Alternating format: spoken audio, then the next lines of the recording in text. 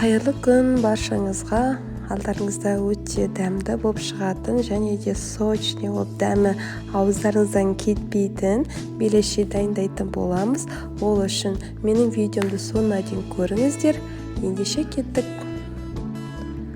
Қамырымызды дайындаймыз. Бірінші 1 қасық аштықы, 1 қасық тұз және де 2 қасық шекерімізді саламыз.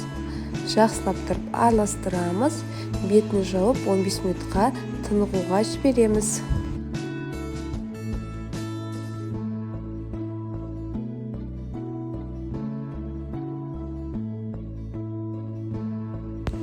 Міне менде 15 минут өтті. Осылай көпіршіктер пайда болуы тиіс.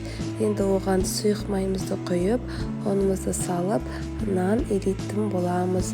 Нанымыз жұмсақ болуы керек.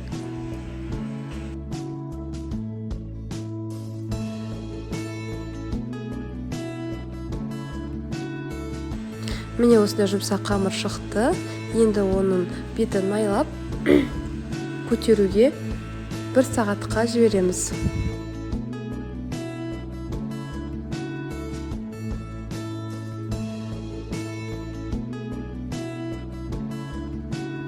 Енді оған дейін салмасын дайындайтын боламыз. Ол үшін сиырдың фаршысына 1 жуамызды майдалап, турап салатын боламыз. Енді оған тұз саламыз, бұрыш саламыз.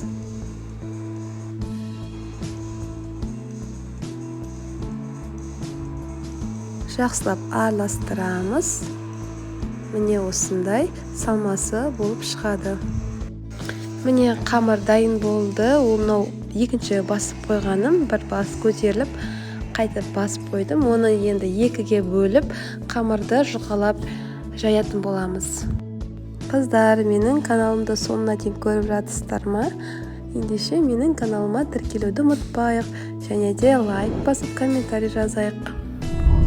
Енді осы қамырды осындай дөңгелек форма болсын, осындай кесемен де болады. Осылай кесіп шығатын боламыз. Енді оған салмасын жайып шығатын боламыз, жұқалап жаямыз. Жұқа болу деп айтқаным, себебі қазір майға қорған кезде ішінде пісуі тиіс. Енді оның жан-жағын осылай әдемілеп, дөңгелектеп жауып шығамыз. Ортасын ашық қыламыз. Міне осындай болып шығады, дөңгелек болып. Енді оны төңкеріп қоятын боламыз. Қалғандарында дәл солай қылып жасай береміз.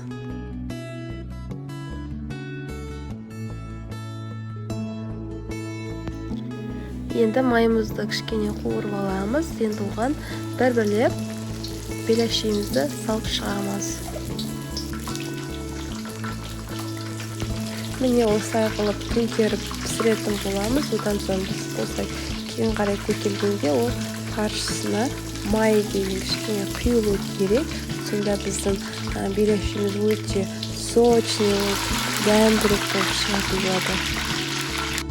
Міне қыздар, дайын болды. Өте дәмді болып шығады. Міндетті түрде жасап көріңіздер.